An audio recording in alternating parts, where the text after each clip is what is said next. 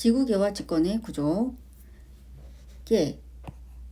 계는 구성 요소들 사이에 서로 영향을 주고받는 집합을 말합니다.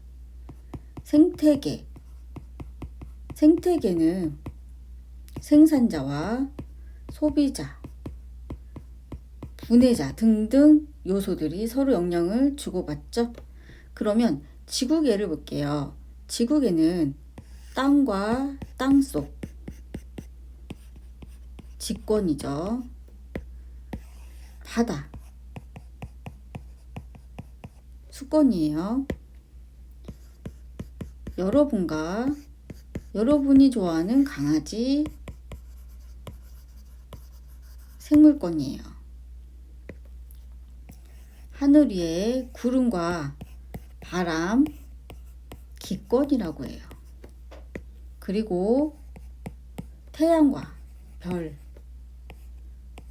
외권이라고 해요. 이렇게 5가지 요소들로 이루어져 있고 서로 영향을 주고받습니다. 그러면 지구계에 대해서 좀 더 자세히 살펴볼게요. 지구계의 구성요소, 먼저 직권. 직권은 지각, 땅과 지구 내부 땅 속이에요. 생명체에게 서식처를 제공하고 대부분 고체 상태입니다.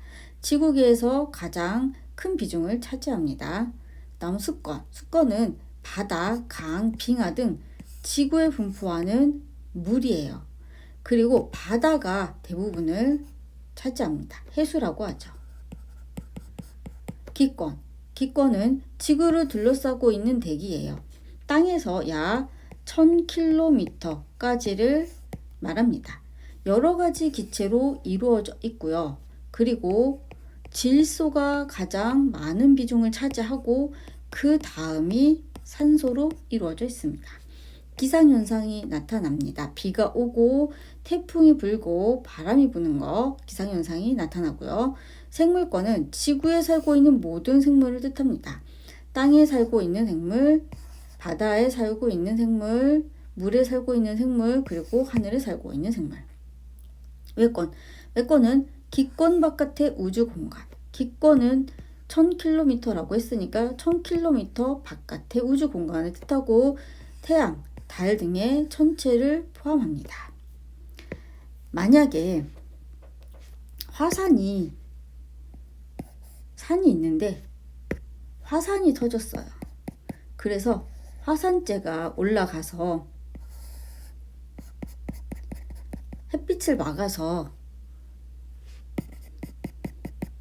기온이 떨어졌어요. 그러면 화산이 폭발하는 건 직권에서 일어나는 일이죠. 그런데 햇빛을 막았어요. 태양하고도 관계 있으니까 외권하고 관계 있는 일이죠.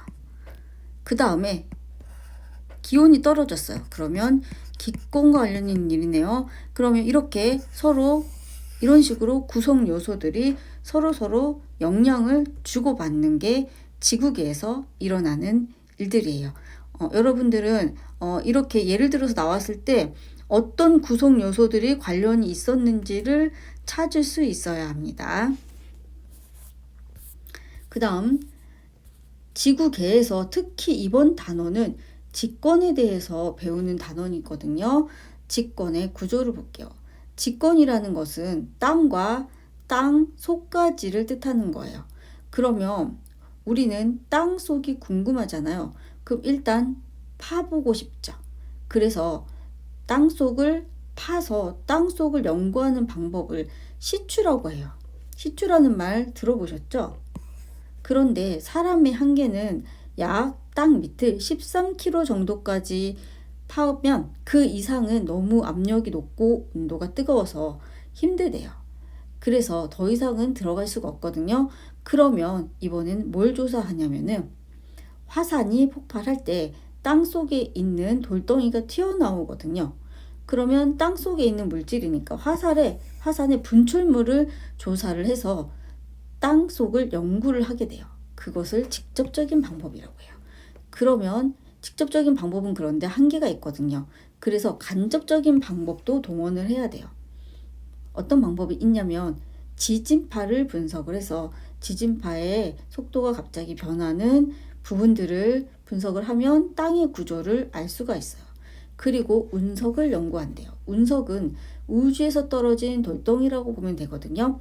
그러면 우주에서 만들어진 돌덩이랑 지구 내부에서 만들어진 돌덩이는 비슷한 때에 만들어졌거든요. 그래서 연구를 하면 비슷하기 때문에 지구 내부가 어떤 물질로 이루어져 있는지 알 수 있어요. 그런데 특히 가장 효과적인 방법은 지진파를 분석하는 방법이에요. 땅을 연구하는데 왜 그러냐면 지진파를 연구를 하면서 지구 내부에서 지진파의 속도가 빨라졌다가 느려졌다가 하는 것을 연구를 하면서 지구 내부가 어떤 구조로 이루어지는지 알 수가 있거든요. 지구 내부가 어떤 구조로 이루어져 있는지 볼게요. 직권의 층상 구조. 이 그림을 보면은 뭔지 알 수 없죠? 뭘 그렸냐면요. 지구는 구조. 이 구를 중심을 지나게 단면을 딱 잘랐어요. 그러면 원이 보이죠? 그 원에 4분원을 그린 거예요. 그러면 땅이에요. 지각. 그리고 그 다음에 땅 속에 멘틀이 보여요. 그리고 외핵과 내핵이 있어요. 그런데 지각은 약 5km에서 35km. 폭이 좀 크네요. 멘틀은 약 2900km의 두께예요. 그리고 외핵은 2200km고 내핵은 1300km 정도의 두께예요. 그리고 지구의 반지름은 6400km 정도 돼요. 옆에 있는 그림은 뭘까요? 옆에 있는 그림은 지금 땅속을 좀 잘라본 거거든요. 여기를 대륙지각이라고 해요. 그리고 이 파란색은 바다거든요. 바다 밑에 땅을 해양지각이라고 해요. 해양지각은 되게 얇죠. 그래서 지각이 5km에서 35km라고 한 이유가 이 부분이 5km 정도고 여기가 두꺼운 곳이 35km 이렇게 되기 때문이에요. 그리고 여기가 멘틀이에요. 그런데 지각하고 멘틀 사이에는 좀 불연속 쪽이거든요. 이 사이에 있는 이 부분을 모호면이라고 불러요. 모호면. 왜 이름이 모호면이냐면 모호로비치치라는 과학자가 발견했거든요. 그래서 원래는 모로비치치 불연속 면이라고 진짜 이름은 이런데 모면이라고 줄여서 쓰고 있는 거예요. 그래서 모면이 있어요. 그래서 지금 직권의 층상 구조 안쪽부터 보면은 내핵, 외핵, 멘틀, 지각 이거 알고 있어야 돼요. 순서대로 내핵, 외핵, 멘틀, 지각. 그리고 멘틀과 지각 사이는 모면이 있다는 거 기억하고 있으면 됩니다. 그러면 좀 더 살펴볼게요. 그래서 지각은 아까 맞죠? 대륙지각과 해양지각으로 나와 있고 해양지각은 약 5km, 대륙지각은 약 30km까지. 그 다음에 상태는 고체역 딱딱하죠. 그리고 대륙지각은 화강암질의 암석으로 이루어져 있고 해양지각은 현무암질 암석으로 이루어져 있습니다. 암석으로 된 지구의 겉부분이고 두께가 가장 얇은 지각. 그 다음에 모호면은 지각과 멘틀의 경계면이고 멘틀은 2900km예요. 지구 내부에서 가장 큰 부피를 차지하고 두께가 가장 두껍죠. 그리고 고체로 되어 있죠. 그 다음에 외핵. 외핵은 약 2200km이고 액체로 이루어져 있어요. 외핵만 액체로 이루어져 있기 때문에 좀 기억을 할 필요가 있겠죠. 내핵은 고체로 이루어져 있어요.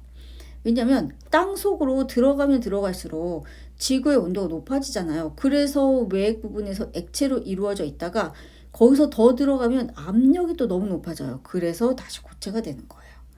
그리고 외액과 내액은 철과 니켈과 같은 무거운 물질로 이루어져 있습니다. 땅 속은 압력이 굉장히 높기 때문에 무거운 물질만 견딜 수가 있겠죠. 그래서 오늘은 여기까지 지구 내부에 대해서 배워봤거든요. 지금 이 순서 지각, 모으면, 멘틀, 외핵, 내핵 꼭 기억하고 있어야 합니다. 그럼 다음 시간에는 새로운 내용으로 볼게요.